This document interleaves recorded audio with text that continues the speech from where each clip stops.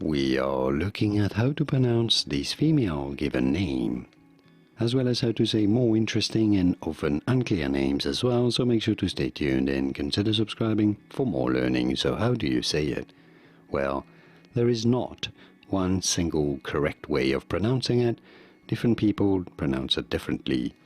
So this really is a name of Spanish origin. Just for reference, in Spanish it is pronounced as Andrea. Andrea. Now, in English this is commonly pronounced as Andrea. Andrea, with an emphasis on the first syllable, although in American English it would be said more as Andrea. Andrea. Some people do pronounce it as Andrea, with an emphasis on the second syllable. So, Andrea, or Andrea, or Andrea. And now you know it all. Here are more videos on how to pronounce more interesting names whose pronunciations aren't always obvious. I'll see you there to learn more.